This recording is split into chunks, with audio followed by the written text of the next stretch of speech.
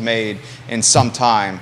They talk about on city council stabilizing the organization, and Michael Kachis has undoubtedly done that. And now it's up to us as a community to rally around his department and doing it from a support standpoint and a quality of life standpoint, because the next push is hiring and filling some of these open positions for the Charlottesville Police Department. And we want to help do that. If you watch this program, anyone who watches this program knows that Judah and I back the blue on a weekly basis, to the point where some in the community have caught and thrown some shade and some heat our way. But we're okay with it because we know the importance of what the blue are doing for this city. And it's a city I love so dearly, to the point where one of our businesses is called I Love Seville. So jump in with questions, comments, concerns. As long as they're respectful, we'll air them live on air. This is on every social media platform known to mankind, with already quite a few people watching the show. I'll highlight some of those names that are watching right now. We have Michael Pruitt, Board of Supervisors candidate. Friend of the program, Kyle Irvin. Bellamy Brown, a one-time House of Delegates candidate and City Council candidate watching the show. Bob Yarborough, Juan Sarmiento, Jamie Turner, Mayor of Gordonsville, Holly Foster, Marquise Johnson, Lisa Costello, Bill McChesney, Lonnie Murray, the chef Curtis Shaver, Johnny Ornalis, who owns Guadalajara and El Mariachi. Fantastic appraiser Woody Fincham watching the show. Richard Fox, who ran, I believe, for State Senate, watching the show. Amy Benson, que pasa? How are you? I know you backed the blue at Moose's by the Creek. Jeffrey Fogel, Andre Xavier, Laura Van Camp, Ray Cadell, the newspaper, the TV stations watching the show, MJ Arquette. The list goes on. We're going to have a good time today, guys. J-Dubs, how you feeling over there? Good. My friend, we are 100% in your hands, sir.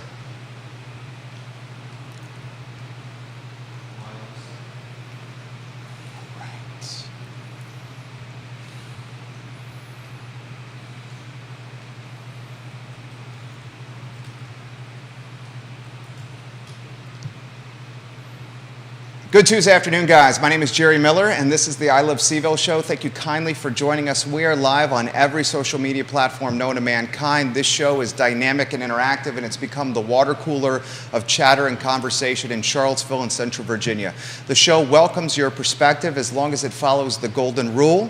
We don't mind being challenged, but there's way to challenge in a respectful manner, and we follow that rule very closely. I've been so pumped for today's interview. Michael Kachis, you'll see him in a matter of moments. The George Clooney of policing is in the house right now. The guy is the spitting image of George Clooney. I know he's heard that before. I'll start with a couple thoughts personally. When this guy took the job, it was chaotic in the city of Charlottesville, to say the least. Chaotic on the 8 blocks I love so dearly, the downtown mall. Chaotic in neighborhoods in the city from a safety standpoint. And to steal a phrase from Mayor Lloyd Snook, who will join us next week, I think he has undoubtedly stabilized the organization and given us a metronome of consistency that we want from policing. Judah Wickower, a brother from another mother. I say we have a love-hate relationship. I love you dearly. I think from time to time it's reciprocated from Judah. 13 years he and I have worked alongside each other. My wife working at home. I love you as well, sweetheart. If you want to welcome Chief Kachis with the studio camera and the two-shot. The George Clooney of policing, man. What do you think about that? I think my wife might disagree with you on that, but I appreciate it. I do. First question we'll throw to you. Introduce yourself to everyone that's watching the program. Yeah, so my name is Mike Kachis. I am a native of Passaic County, New Jersey, northern New Jersey, and joined the military when I graduated high school, and I never went back. And never went back because I think, as most young kids, I was kind of going down the wrong road, and it's like, all right, it's time to either go in the military or things ain't going to work out for me. So I did, got out, got into policing, and spent most of my career with the Alexandria, Virginia Police Department, where I retired in 2020. And I retired on a Friday and started work as the chief of police in Warrenton on a Monday. And so I was there for 3 years and saw the opportunity here in Charlottesville, kind of watch what was going on for a while, to be honest with you. I think most in our profession was. And so it came up and kind of put my hat in the ring, and here I am. Do you prefer Michael or Mike? Mike. Mike? You prefer Mike? My Okay. mother will get mad at me about that, but yeah, Mike's fine. Fantastic. Mike Koch is in the house. So give us some insight into why Charlottesville. And I want to, and you may have heard, I'll stand corrected here. I think the hire was the right one, okay? But I need to eat some crow first. Oh, I watched that show, by the way. Okay, I need to eat I some watched crow. it. I was like, who is this guy, Jerry? He don't even know me. He's already like... I deserve some crow. Come on, give me some shade. Well, Tito was my guy, too. Okay, I know. All right? Right, I mean, I love Tito. Right, so, but yeah, I watched that show. I was like, all right, I need to eventually meet this guy. I said, and you guys watched this program, that perhaps Tito should have gotten the job. He grew up in the police department. A lot of respect for former assistant police chief. He has since retired. Mayor Snook broke that news here on this set. Mike Kochis comes into the job this year, and put in perspective, when you took this job, you were coming into the eye of the storm, proverbially. Yeah, but you come in for anytime you go in an organization, you want to sit and listen and watch, Sure. right? Unfortunately, when I came in, I mean, things were already happening. I mean, we were seeing an uptick in shots fired calls. You had what happened, obviously, on campus in November. And then, like a week or two before I got here, there was the double shooting in Belmont. And so there was a lot going on. But, you step into it and you want to I didn't have a whole lot of time to sit back and just take things in. So I did come in with a 90-day plan and started putting that together right away. But I think the biggest thing that I got out of when I first got here was we have really good people in this police department. It's been through a lot. And when you've been through a lot as an organization, you have people that have perspective. You have leaders that have perspective, right? So what roads not to go down. You know what works and what doesn't work in this community. And so that was helpful because the leadership team, Tito especially, really embraced me and said, and I told them during our first meeting, it's like, look, I need you to tell me where that landmine is I'm about to step on, okay? And so they embraced me, and to this day, command staff within our organization is just, we've worked side by side and we work together. And I think that's what's important. So I was so impressed, and we started highlighting as you were turning the ship, or turning the tide, or turning the momentum. You started doing these walk and talks. yeah, You held this town hall at the church across from Dairy Market. And it's what we call in branding and advertising, you humanized, you localized, and you personalized the department. And the department, maybe this is me saying this here, over the last handful of years, did not do much humanizing or localizing or personalizing. And you did that. Talk to us about the strategies of the walk and talks and the town halls that you were hosting. So I initially didn't come into this wanting to or having the idea of doing walk and talks, right? I moved into the community. I live in the 10th and Page community. That wasn't by design. I had no idea what 10th and Page was before I moved here. And so initially getting to speak with my neighbors, one of which is actually a crossing guard here in the city. And so I would see her each morning when I'd go to the gym and talk to her, and they were having an HOA or not, a 10th and Page community meeting that was scheduled, and I asked, do you mind if I'd come by and talk, and meet with the HOA. And we started to advertise that I was going to go talk, and next thing you know, there were like 300 people showed up at the church, right? And so, but I got to tell you, I got a lot out of that event, because what you see, or at least what I got out of it, was I saw a community that deeply cares. They were like, listen, this ain't all on the police. What we're seeing, we had like 3 homicides in a real short period of time. We were averaging a shots fired call a day. And this was a community that was like, hey, we as a community need to address this. So we then started doing our walk. We still do walk and talks every Thursday. And we're going to continue to do it. They're not going to stop. And it's because the conversations we have out in the community with folks on their front doorsteps, in their living rooms, on the sidewalk, just about what they expect of their police department. And we get so much value out of that. And that kind of has been steering our strategic planning process. What are the priorities of this community? What are the priorities of the folks who live in this community? And that's what we've been doing. When we were I was personally at that town hall at the church across from Dairy Market, And what I heard from so many folks in the community, and it was regardless of neighborhood, it was regardless of black, white, Puerto Rican, Haitian, it was regardless of income level, is we want the police in our neighborhood. Yes. We want the folks here. Yeah. It goes against a narrative that a small group is trying to weave on Twitter. I think what I took from that town hall is folks want to see you, they just want to be treated fairly.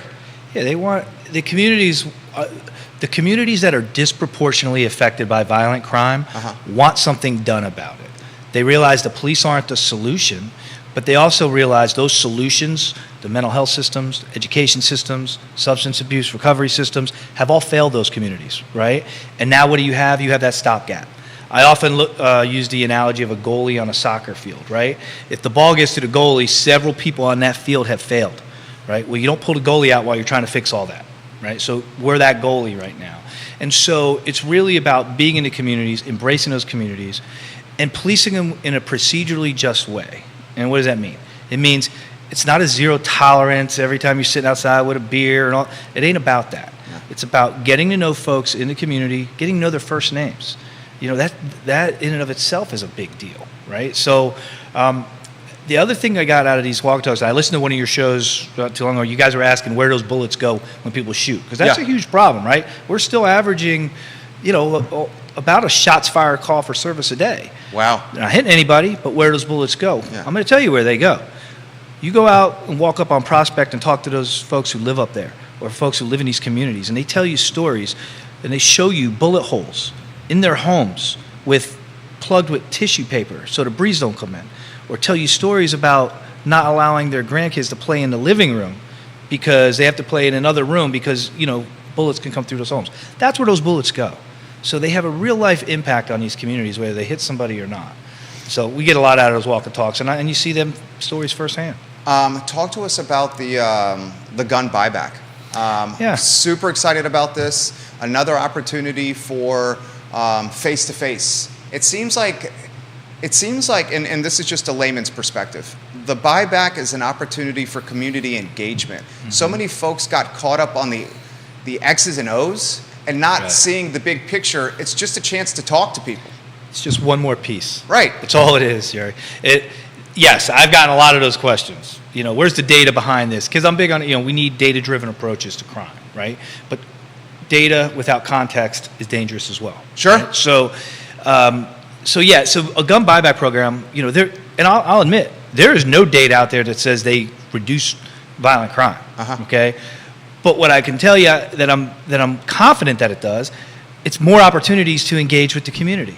It's more opportunities when people are bringing their guns that they may not want, so they don't fall into the hands of other people, to say, hey, if you have other guns at home, here's some gun locks. Lock them up so they don't, kids don't get them, or get a safe, or having those in conversation. So again, it's one small piece to an overall strategy of trying to reduce gun violence and violent crime in general. Olivia Branch, who watches this program all the time, put this first on my radar. She said Chief Kachis moved into the 10th and Page neighborhood. I first heard it from her, and when I heard that, I was like, this guy is living in the city. I know for a fact the previous chief not in the city. Sounds like both of them. The last two were not in the city, and I'm not trying to throw shade by any means. But you are walking the walk and talking the talk, living in city limits. Multi-part question. Did you know of the history of 10th and Page? No. Second part of the question is, what's been your response to living in 10th and Page? And then the third part of that is, how do we take this neighborhood that is certainly under the microscope, which I think is fair to say, to a level of quality of life and safety that we all want? So I would argue, I'll start with the last question. I would argue it is a safe community. Okay. It's a wonderful community. Okay. And so I didn't know what 10th and Page was. I think like anyone that's getting a job in the city of Charlottesville, you're going to look in the city of Charlottesville, you go on Zillow and all those things, and you're trying to figure out where am I going to live, rent, buy, what is it, and it's like, it hits you in the face. I'm come from Northern Virginia. So I'm thinking like, man, it's going to be great, it's Pricing? cheap to live, price. Oh, heck no. Right. No, it's expensive to live in the city, and there's not a lot of inventory, rental or otherwise. So My wife actually found a house. She's like, "Oh my God, I love this house. We're going. Let's go down." And I mean, Prince William's not far from here, but so we took a ride down and fell in love with it. And we were like, "Yeah, absolutely." So we put a contract on it, and here we are. So love the community. It goes to your next question. So this is the first time in my 25 years of policing I've actually lived in the community that I've worked. Wow. All right, and you don't see that often in policing for many reasons. Uh-huh. But the organic conversations I have with my neighbors, the homicide that happened over on Hardy Drive, I remember coming home that night and my neighbors were outside and they're like, "Chief," like you could see they want something done, right? Like the conversations I have with my neighbors about just the violence that we're seeing, there's shots fired, calls. I mean, it hits home. They have kids. There are folks that live in that community their entire life. Many of them own those homes, and now probably can't afford the taxes that they're paying on those homes, right? So it's a great community. I love the 10th Page community, and I think it gets a bad rap because it's a safe community. Chief Reeves, your counterpart Yeah. at Albemarle County, made a comment on the record in the media about working with the Charlottesville Police Department and the University Police Department. And he made the comment which really resonated with me. This is the first time in a long time that the University Police Department, your department, and the Albemarle County Police Department are communicating and sharing stats and data. And it was important, especially with some of the crime that's happened on the corner. Right. And we also had an incident that crossed from city to county lines.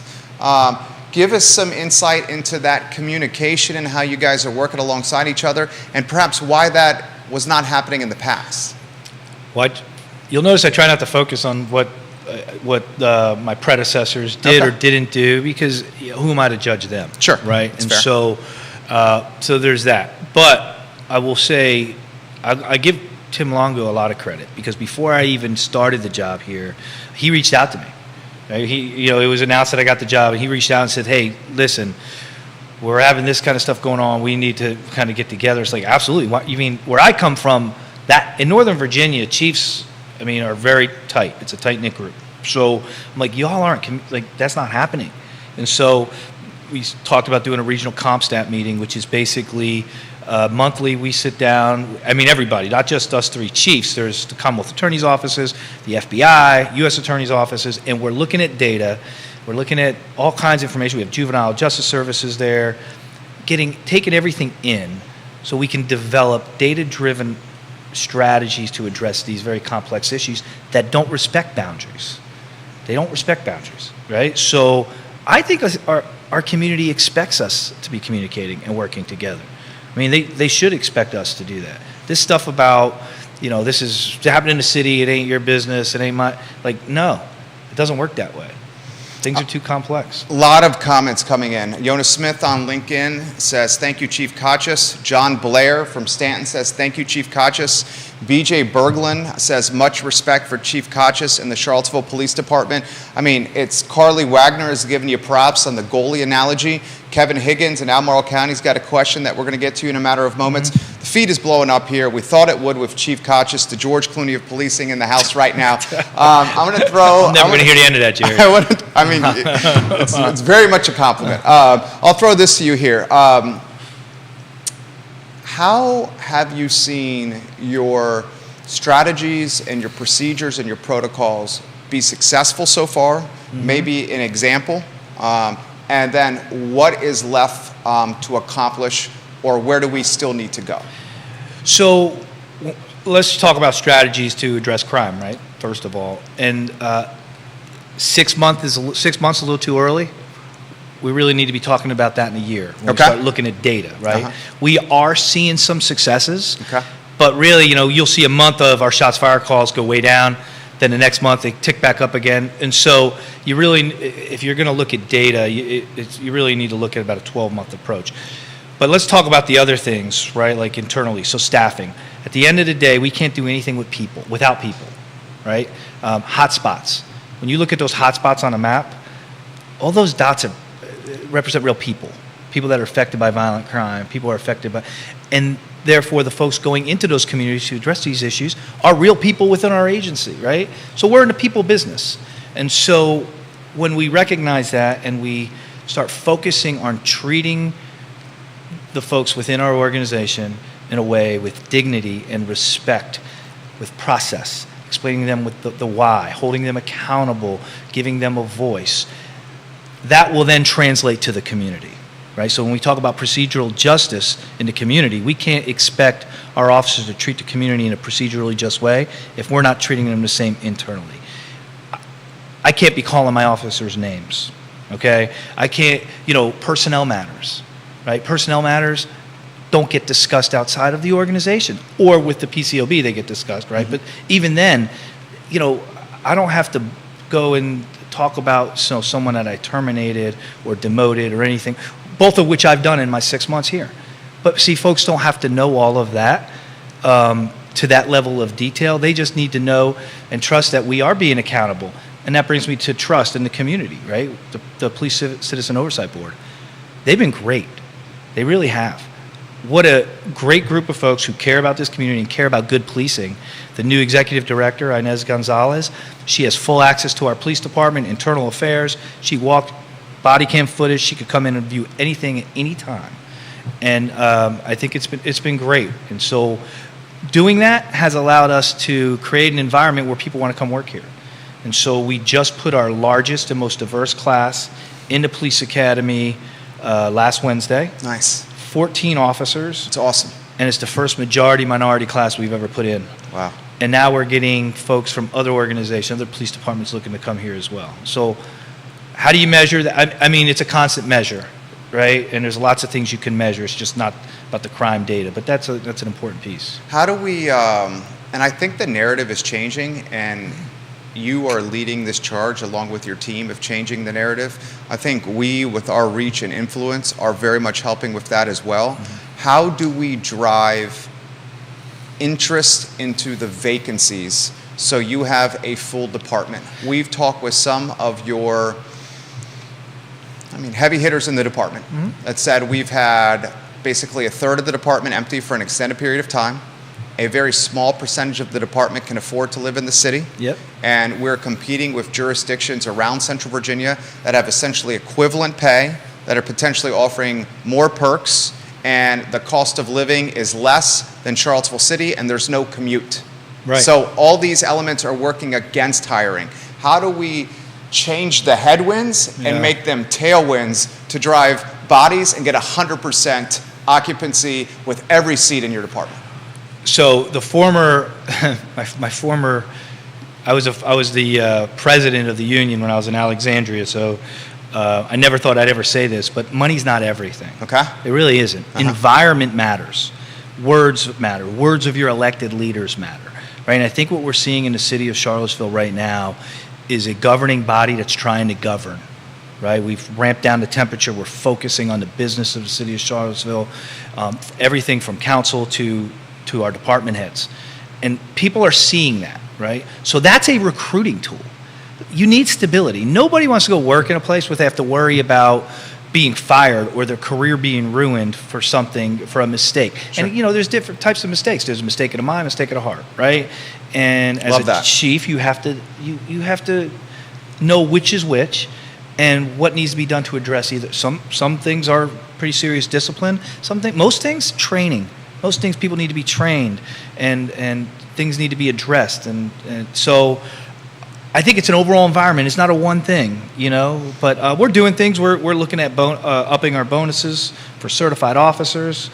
They bring value because they come to the department and they can hit the street right away, right after field training, as opposed to an academy recruit where we're talking 10, 12 months. Wow, it's that long? Oh, yeah. So you get the police academy's 5 months. Field training's another 3 to 4 months. So, yeah, you're talking some time. But we're doing it. We are. Collective bargaining is up and running. Mm-hmm. The union goes to the table here in the next few weeks. And so I think there's a real opportunity for them to work on the pay and benefits. And I know, and council's been very supportive of trying to get us to where we need to be. I personally believe this is probably one of, if not the best organization, law enforcement organizations that I've ever worked with. Wow. And we need to show that. We need to prove it, right? And we need to continue to hold ourselves accountable and do it in a way that's respectful.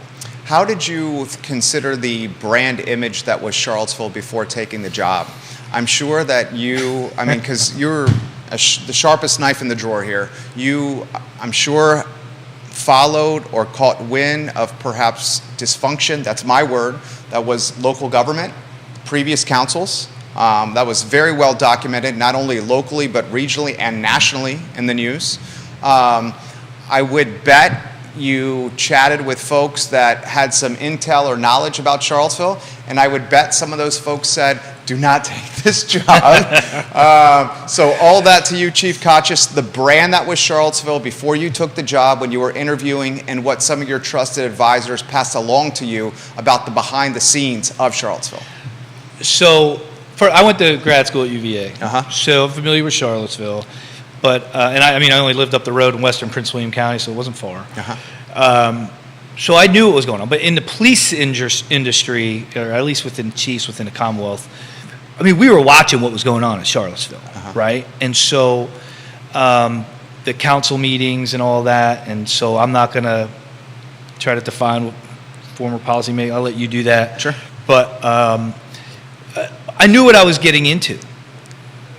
When you go through a chief's process, a lot, just like a manager's process or other executive level processes, they're held very secret for a while. So the chief's one, it was not a lot of people knew that I was in the running for it. And then there was the panel that was the public, PCOB did the panel that Sure. one evening. Yeah. And I remember once it started airing, and I guess releases started getting out, my phone started blowing up, and I was getting texts from other chiefs are you nuts? You know? Figured that. And but I got to tell you, what a great decision it was. Because yes, this community's been through a lot. You cannot come into this community and be a chief of police if you don't understand the impact 2017, July and August had on this community. Mm-hmm. It fractured this community, Mm-hmm. right? You cannot come a police, you got to understand the history of this, whether it be the history of Vinegar Hill and the gentrification and how it's pushed folks out of communities, and why when I stand in front of the group at the church, why it's so passionate. Why is there so much passion, right? You got to understand that. So yeah, I knew what I was getting into, and then when I got here, I no doubt I made the right decision because I couldn't be happier. And with the organization, you'd hear things about the Charlottesville Police Department, and I'm just going to be frank with you, Jerry. A lot of what I heard publicly just wasn't true. Really? It just wasn't true. Okay. We don't have a police department full of racists. We can talk about the implicit biases that all of us have, police officers, everyone here at this table, Sure. without calling them a bunch of racists. We all have implicit biases. And police officers, the difference is when police officers start acting on implicit biases, that's a really bad day. Sure. So that's why training is important. We're going through it right now. As we speak, this week, my entire agency is going through procedural justice training, and they hit on implicit bias as well. And so, but man, it's a great organization with good people. And so, just a lot of the narrative that I was hearing just wasn't. I didn't find it to be accurate. How does the department manage? You utilized the phrase hotspots Yep. earlier in the interview. How do we manage, or the department manage, crime that's happening in areas that historically have crime versus crime that happens, say, on the downtown mall? Right. And we had two very visible scenarios. The Omni Hotel, which we dubbed here the OK Corral. I've heard. That was before I got here. Before you got here, Yeah. literally youth, like early teens, preteens, young teens, shooting up in the shadows of a $400 a night hotel. Yep. And then the murder outside, and I don't use the name of the restaurant because I don't think it's fair, outside a restaurant in the mall, versus, say, crime that historically has happened on Prospect, for example. How do you manage that? Well, first of all, you have to treat all of that the same. Okay. And what I mean by that is whether somebody is murdered on a downtown mall or someone is murdered in 10th and Page community, they both have families, these are real lives that are affected. Sure. Right? And then you have to look at, okay, how is that affecting the community around? Now, unfortunately, and I don't know if it's an accurate statement to say that communities can get numb to it, because I don't think they do. You know, the perfect example, like I said, the murder that was on Hardy Drive when I came home, the community was shook. This was the This pickup was- truck This one? was the pickup truck. By the crossing guard? Yep. Okay. Correct. Yep. So how do you manage? You treat them both. You treat them both the same. Okay. You investigate them vigorously. And when I tell you, and I talk about my detectives also. You know, we got to remember we've had 5 homicides. Okay, since January, every one of them have been solved. Right. In short order. Absolutely. Okay? When I tell you, when I walk into the office and one of these happened, I see a detective like sleeping in his chair at his desk, trying to solve a case of a person that he's never met. Like, so that's why I get pretty passionate about when I hear folks talk bad personally about officers, right? Instead of, you know, bigger issues, right? The bigger issue. But anyway, the crime on the mall is a real thing. You know, I get lots of emails and lots of questions about what's going on down here. And again, there are a lot of systems that just don't have the capacity to address the issues that are going on in downtown mall.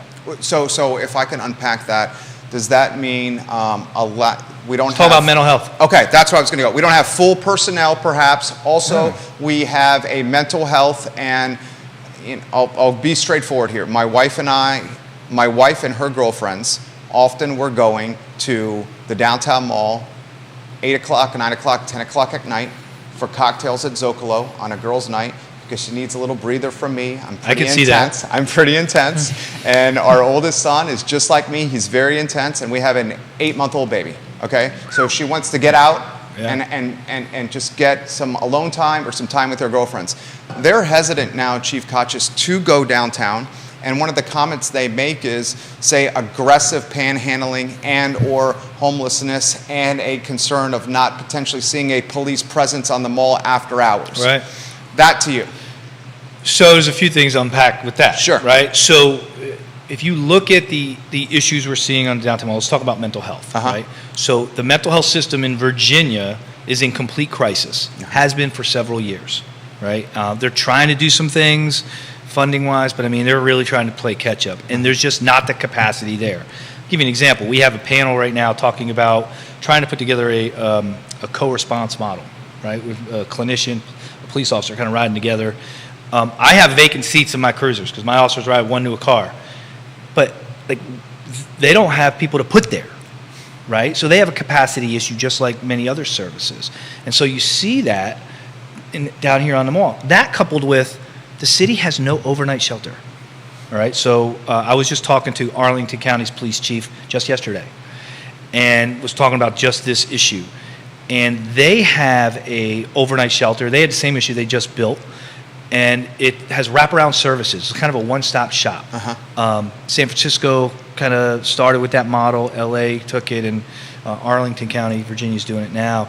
And he was telling me the success they've seen is just tremendous, right? Because you can't just give somebody a bed. That ain't going to do it. You need to also have those services there while they're there to help them. That takes money. It takes resources, you know. You're talking hand up, not a hand out. Exactly. Yes. So what you have here is the only show in town really is the Haven. Right. And that's right here on the mall. Right. So you're going to see an influx of the unhoused here, right? Because this is where they could come get services, get food, stuff like that. As to the panhandling, that's a whole separate issue. Panhandling is protected speech. Okay. Now, aggressive panhandling, very different. That's not. But if the city could, if they wanted to, write an ordinance saying you can't panhandle or solicit for money, but that goes for the Salvation Army person at Christmas out there. That goes for anyone else that wants to come onto the mall and ask for funds. That applies. Any That's ordinance a good has point. to. I hadn't thought about that. You can't just say just because you're unhoused you can't, but you can, right? Very good It doesn't point. work that way. So you see all that happening on the downtown mall, and then things kind of escalate, right? And that's where we've seen the shootings. So What is that a council move that would have to write that policy on what on panhandling on the mall? Well, yeah, any ordinance in the city, council has to. It would be council. Council has to do. Okay. It hasn't really, I mean, it comes up here and there, Uh-huh. but I don't think there's been a concerted effort to do that as of yet. Sure. A new city manager, and you know, we're not asking you to speak anything, you know, out of turn or anything, but the Scuttlebutt has a new city manager being announced tomorrow. Yeah, I think there's a Special press conference. special press conference. Yeah. The city doesn't just do those. I know, right. Okay. The city doesn't just do those. So Right. we're seeing a potential press conference. We got Lloyd Snook on the show next week to discuss this. I believe the mayor's watching here. So I'll throw you an open-ended question about this. New city manager is technically the chief executive officer of the city. You're the CEO of the police department. The city manager would be the CEO of the city, so technically your boss here. He is my boss. Your boss. He or Correct. she would be your boss. That's correct. Your thoughts on how this could play out? We know the current one, the interim, Michael Rogers, we broke that news on this show. He is no longer in the mix. He has pulled himself out. He wrote a letter to city employees, personal reasons. I was a bit saddened by that because I thought, As was I. because Michael Rogers done a hell of a job. He's probably, you know, I've worked for a few city managers, by far the best Wow. I've ever worked with. Tell us why. Because he doesn't get excited, right? And I say that because as in this business, there's a lot that can happen, right? Media Yeah. or wanting to know this and Sure. this happens, right? And he's steady. He's that steady, and it's about business, right? It's about doing things the right way. He said something to me that'll stick for a long time. He's like, you know, Chief, if the process isn't correct, the results may not matter, right? And so he's a process guy, and I've taken that and kind of implemented that. Like, really, we focus on process, and so I've gotten a ton out of him in a short time I've worked with him, and yeah, I mean, he's seen it all. You know, I mean, you can't. We would have been lucky to have him for a long time. Amen. Amen. Michael Rogers, if you're watching, post-time or in real time, I'll also give you some props. Maybe the sharpest dressed city manager I've ever seen. Yeah, the guy yeah. is always flossing. Yes, and always flossing. Yes, and he'll judge you if you don't have like different pairs of shoes. Like you got to have more than one pair of shoes as this thing. So, I love it, yeah. Michael Rogers. So the new city manager, the expectation is sometime tomorrow we'll know, so say 24 hours. Your thoughts on this? So, one thing I've learned in my 25 years of policing, there's only one constant.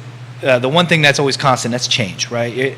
And so, you know, even coming up through the ranks, you know, you have a sergeant you like, and then they're going to get moved, and then you become a sergeant. You have a lieutenant you like that's work. You know, there's always movement. It's always going to happen. And so, to me, it's not going to change what we're doing at the police department. You know, I'll meet with whoever the new city manager is. They're going to give me more marching orders. What's your vision, sir or ma'am? You know, and the benefit we're having is we are in the early stages of our focus groups internally for our strategic planning. So when we sit down with the new city manager, I could take his or her vision and implement that into our strategic priorities, and we'll keep driving along. So I'm not worried one bit.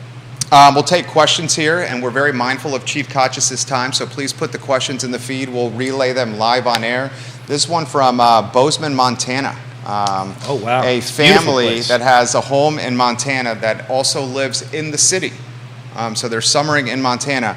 And it's about the support you feel from the Commonwealth's Attorney's Office. How supported do you feel by, say, Mr. Joe Plantania, who's come on this program? Yeah. Your thoughts on that? Joe's great.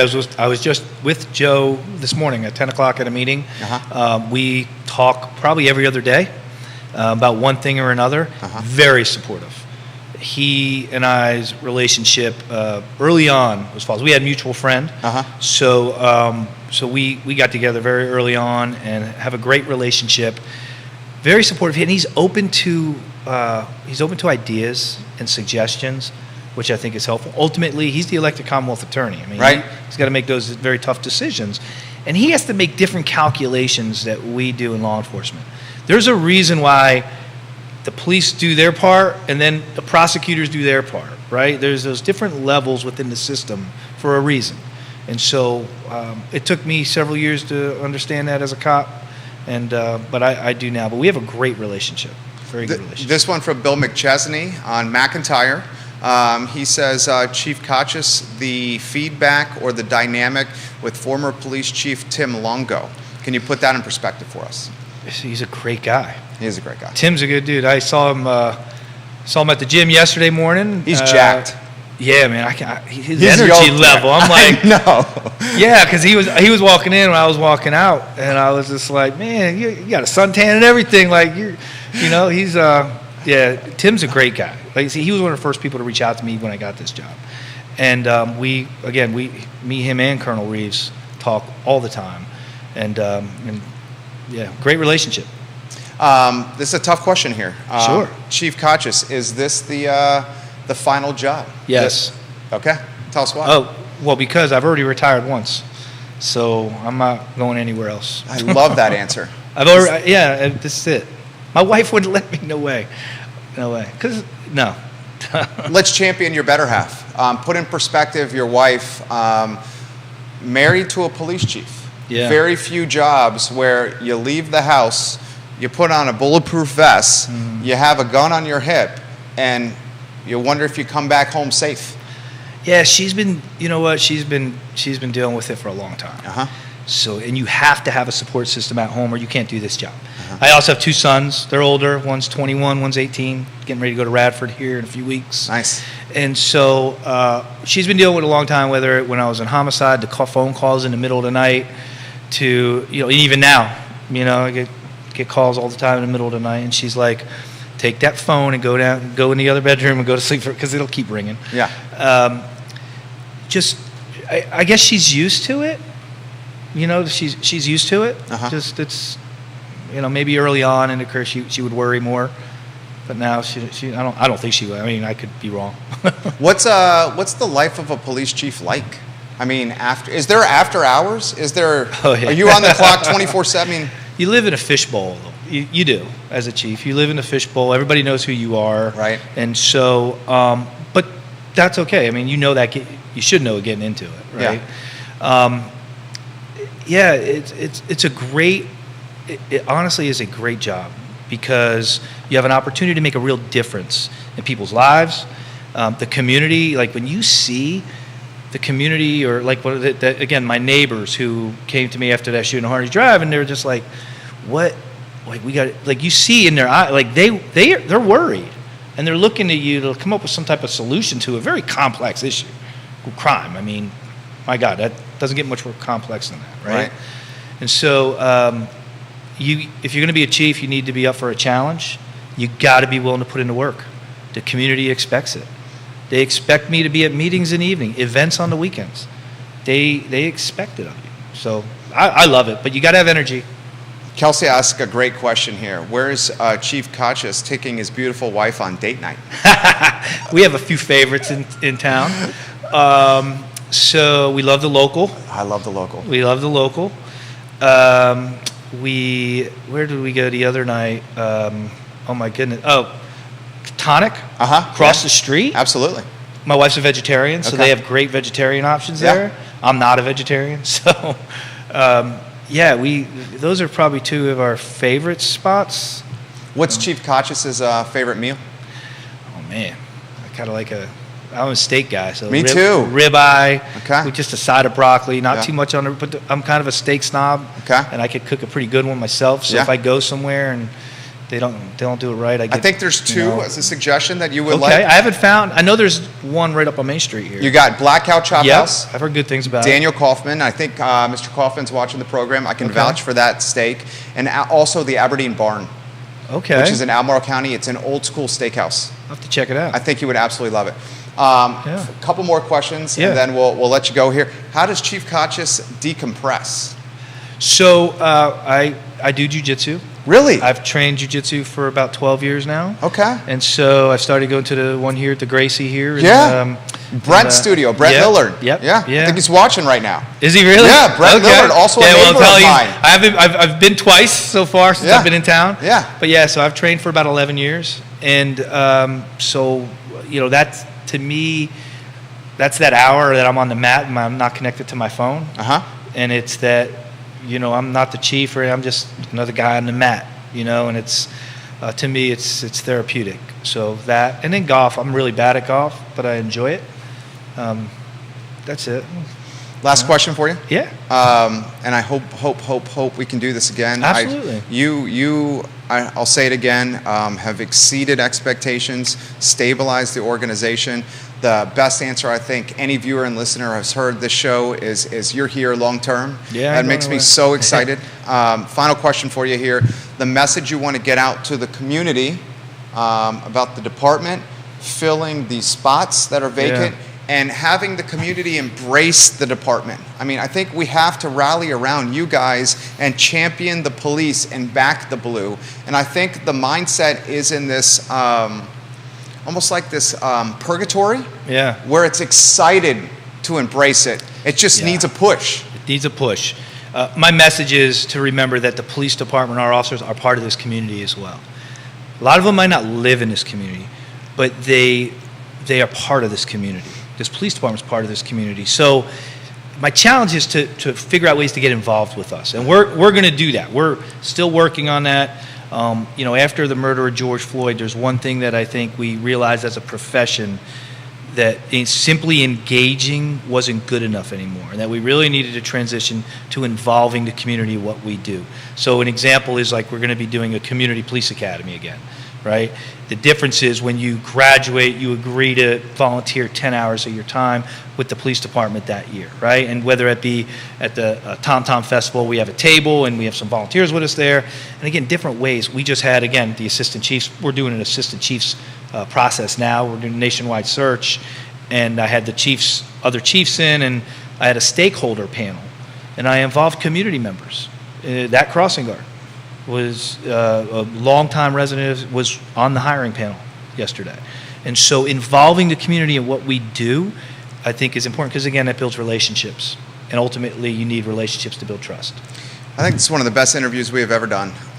Mike Kotchis, guys, the right man for the job, and I'm so pumped to see him fill the department. I'm so pumped to see this community rally around the Charlottesville Police Department. I'm so pumped for us to get some of the best protecting our streets. I'm so pumped for this narrative to change, and I'm so pumped for this brand and this image that is CPD to essentially evolve into a brand of our neighbors, our brand of community members, a brand of people that you can walk up to and say hello, and say, what's going on with your life, and how can we find common ground together? Mm-hmm. Because I think that's where we need to be. I'm so grateful for your time. Thank you, Jerry. I appreciate you having me on. Really Absolutely. It's been fun. Absolutely. For those that are asking, the entire show archived anywhere you get your social media and on iloveseville.com. Mayor Lloyd Sinook is on a week from Thursday. Peter Krebs from the Piedmont Environmental Council on Thursday of this week. Tomorrow it's going to be Judah and I, and we've had some pretty great shows of late, so we'll dot the I's and cross the T's on those. This is the I Love Seville show. We're just trying to be the water cooler of the community, guys. For Judah Wickower and for Chief Michael Kotchis, my name is Jerry Miller. Thank you for joining us. Right? And people tell us when the mics are off.